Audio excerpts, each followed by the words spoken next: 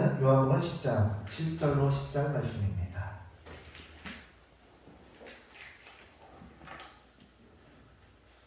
요한복음 10장 7절로 10절 말씀.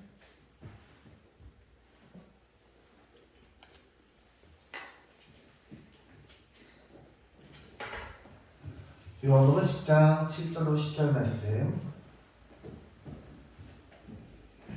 다 찾으신 줄 알고 제가 말씀을 봉독하겠습니다. 그러므로 예수께서 다시 이르시되 내가 진실로 진실로 너희에게 말하노니 나는 양의 문이라. 나보다 먼저 온 자는 다 절도요 강도니 양들이 듣지 아니하였느니라.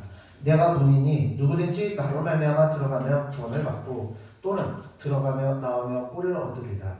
도둑이 오는 것은 도둑질하고 죽이고 멸망시키려는 것뿐이요 내가 온 것은 양으로 생명을 얻게 하고 더 풍성히 얻게 하려는 것이라. 아멘. 네, 오늘은 요한복음 10장 7절로 10절 말씀을 본문으로 해서 양의 문이라는 제목으로 하나님의 말씀을 전하겠습니다.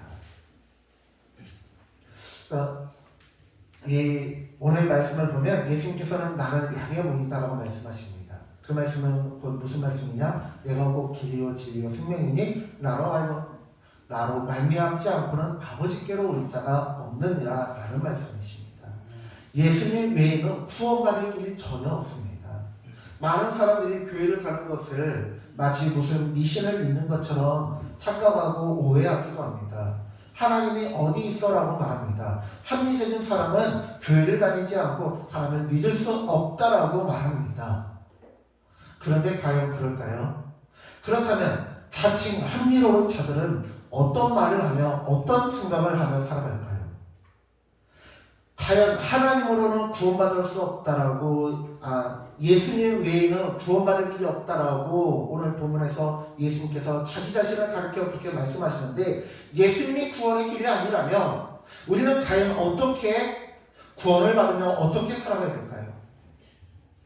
세계적인 석학 가운데 제가 일부러 책 가져왔어요. 두껍죠? 이 책 읽느라고 머리 뽀개지는 줄 알았어요. 총변세라고 해서요. 제레미 다이아몬드 서울대생들이 가장 많이 대출해서 보는 서울대생들의 베스트셀러 중에 하나입니다. 이 사람은요 인류의 역사가 기술 그리고 오늘날처럼 이런 주는 질병을 얘기하는 거죠. 그리고 쇠는 기술을 말합니다. 그런 것들에 의해서 발달했다고 말하고요. 또 사피엔스라는 책을 유발 하라리라고 해서 요즘에 전 세계에서 손꼽히는 석학이 있습니다. 유대인임에도 불구하고 이 사람은 하나님을 부정하고요. 진화론적 입장에서 책을 쓰고 그렇게 살아가는데요. 이 사람은 무엇이라고 얘기하느냐? 종교는 사람들의 상상력에 의해서 만들어졌다는 거예요. 사람들의 상상력에 의해서 만들어졌다. 또 다른 책, 이기적 유전자라는 책이 있어요.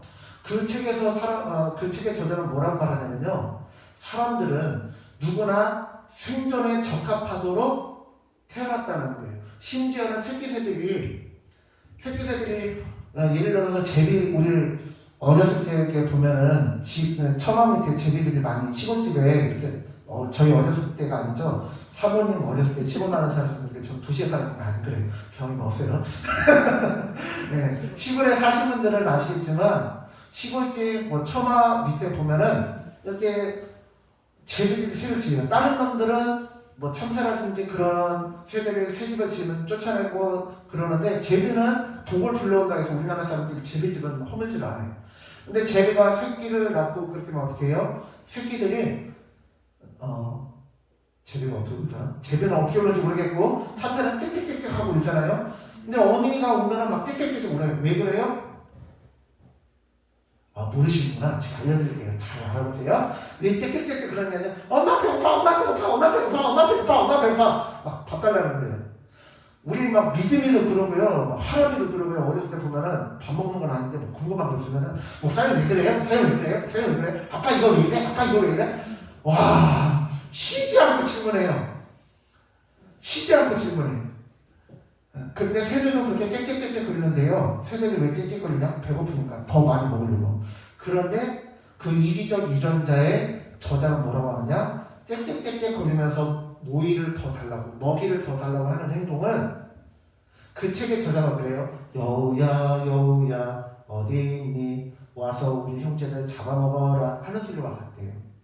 엄마한테 짹짹짹거리는 소리는 모이를 더 달라는 소리와 동시에 적을 불러오는 소리라는 거예요.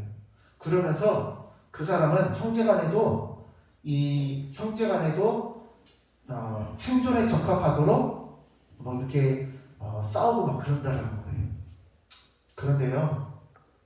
그러면서 이제 그 사람의 결론은 뭐냐면, 그러면 동물들 사이에는 그게 맞는 말 같은데 사람 사이에 보면은 종교인들이라든지 진짜 철학자들이라든지 의인들이 있어가지고 오히려 남을 위해서 희생하는 사람들 많잖아요. 그건 어떻게 된 거냐 했더니, 이 창조주는 원래 자기 생존에 적합하게 살도록 만들었는데 인간 안에 반역적인 유전자가 있다는 거예요. 이렇게 똑같은 소리야.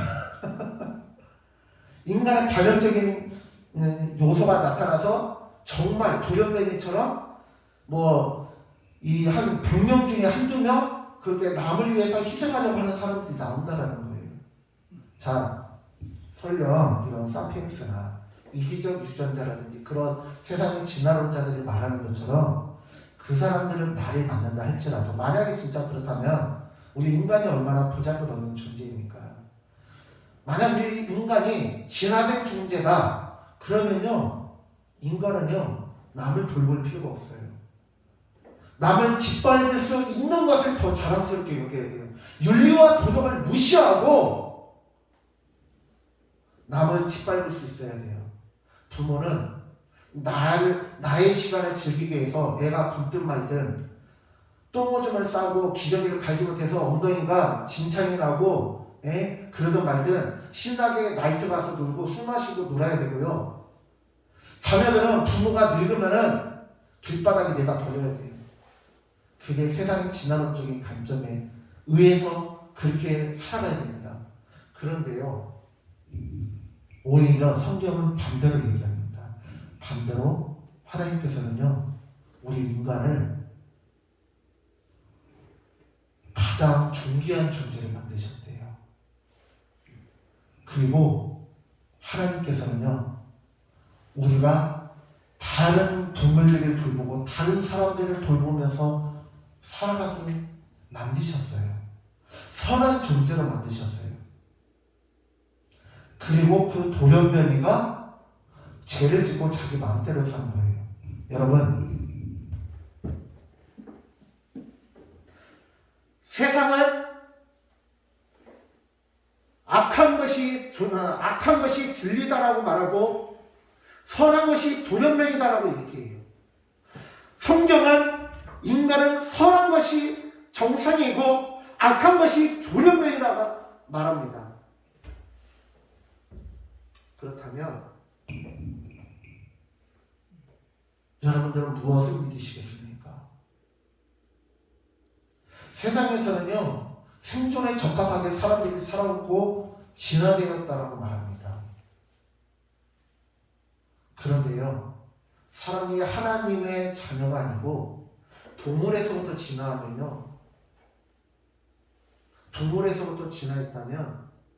법이 무슨 소용이 있으며 법과 윤리가 무슨 소용이 있느냐 이 말입니다.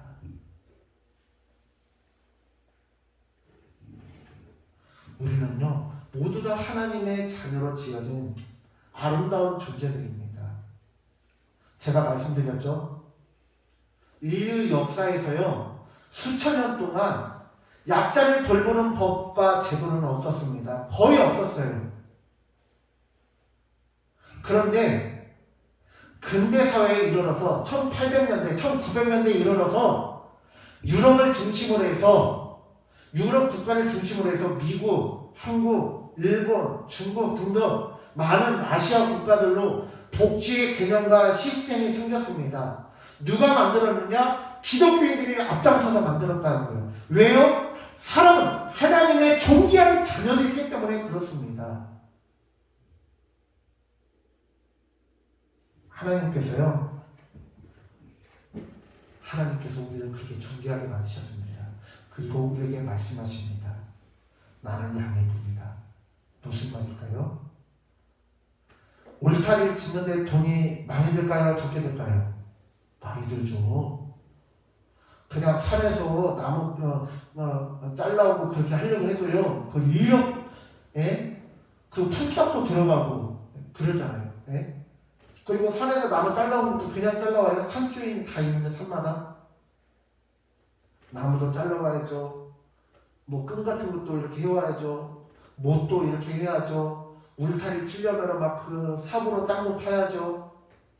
그렇기 때문에 과거에는 어떻게 했냐면요, 진짜 큰 부자 아니고는 예를 들어서 막 양을 한 50마리, 100마리씩 하는 사람들은요, 몇 명이 돈을 모아가지고 공동 울타리를 만들어요. 그래서 그 안에 막 자기 양 50마리, 어떤 사람은 50마리, 어떤 사람은 100마리 막 그렇게 집어넣는단 말이에요. 그게 마침이 되면 울타리 문을 열고, 자 얘들아 나와라, 호두, 땅콩, 코코아, 피넛 이렇게 다 나와봐 하면서 자기 양들의 이름을 불러요. 그러면요, 그 양들이 눈은 양들이 나쁜 게 있고 좋은 게 있는데요, 대부분 이렇게 키우는 양들은 눈에 시력이 안 좋아요. 근데 이런 양들은 눈이 나쁜 대신에 귀가 좋아요. 그래가지고 막 부르면 눈은 안 보이는데 소리는 우리 주인의 소리가 하면서 기가 막히게 나가요. 다른 사람이 얘기하면 자기 이름을 불러도 그 이름을 얘기해도 꼼짝도 안 하고요. 오히려 도망가요. 그런데 자기 주인이 부르면 뛰쳐나가요. 그래서 주인이 이끄는 대로 가서 물도 마시고 풀도 뜯어먹고 낮잠도 자고 뛰어놀기도 하고 그러면서 지내는 거예요. 예수님께서 말씀하세요. 예수님께서 나는 양의 문이다. 나를 통하지 않고는 구원을 받을 수 없고 구원을 받지 못한다라고 말씀하십니다. 나보다 먼저 온 자는 내 양을 절도하려고 하는 자고 내 양을 훔쳐가려고 하는 도둑들이다. 강도들이다. 그렇기 때문에 양들이 듣지 않는데, 내가 문이기 때문에 누구든지 나로 말미암아 들어가면 구원을 받고 또는 들어가면 나오면 꼬리를 얻으리라. 도둑이 오는 것은 도둑질하고 죽이고 멸망시키려는 것뿐이요, 내가 온 것은 양으로 생명을 얻게 하고 더 풍성히 얻게 하려는 것이다 라고 말씀하십니다. 우리의 구원의 길은 누구냐? 바로 예수님밖에 없다는 거예요. 예수님밖에. 논산 출신 제 친구 목사가 있어요.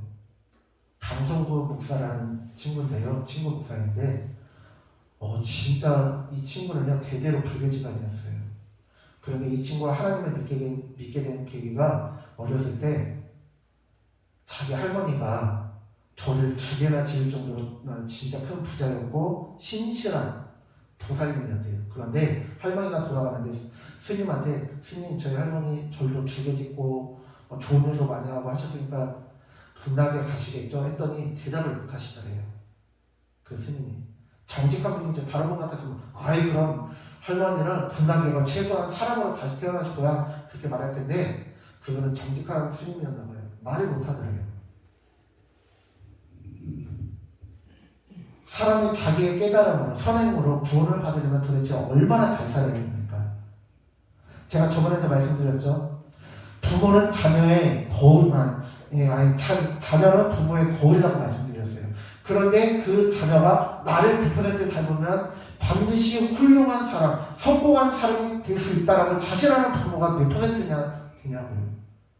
자녀가 나를 본받고 자녀가 나를 따라하는, 나를 복사해서 살아가는 자의 복사해서 똑같은 삶을 살아간다면 성공한 인생, 인정받는 인생, 아름다운 인생을 살아간다라고 자신있게 말할 수 있는 사람이 별로 없는데, 나 자신을 구원해주는 그런 중차대한 문제, 가장 중요한 문제 가운데 나의 선행으로, 나의 깨달음으로 내가 구원받을 수 있는, 나는 나의 깨달음으로 구원받을 거야, 나의 선행으로 구원받을 거야 라고 자신있게 말할 수 있는 사람이 몇 퍼센트나 되냐고요. 오히려 그것이 더 비과학적이고 오히려 그것이 더 말이 안 되지 않습니까? 예수님께서는 마치 남의 집 창문을 깨트리는 아이의 그 유리창 밭을 대신 물어주는 아버지처럼 인간이 죄로 인해 죽을 수밖에 없는 지옥에 갈 수밖에 없는 그 인간을 대신해서 인간의 죄값을 치르시느라 대신 죽으시고 부활하셨습니다. 그리고 나를 믿기만 하면 구원을 받을 수 있다고 하는데 예수님을 믿는다는 건 결코 쉬운 게 아니에요. 예수님을 믿는다는 건 결코 쉬운 것이 아닙니다. 그런데 그 예수님을 믿고 하나님의 자녀가 되기로 결단한다는 것은요, 하나님께서 너는 내 자녀야 라고 선택해 주셨다라고 밖에 설명이 안 되는 거예요. 오늘날에도 많은 교회에서 많은 성도님들이 전도를 합니다. 물론 교회가 세상으로부터 지탄을 받고 손가락질을 받기는 하지만 가면 갈수록 더 사람들이요, 기독교, 불교, 천주교 할 것 없이 믿지를 않아요. 종교 활동을 하지 않고요, 오히려 그것을 어리석다라고 생각해요. 그런 세상 가운데 하나님을 믿는다는 건 그건 하나님의 선택, 그 놀라운 기적이라고밖에 말할 수 없는 것입니다.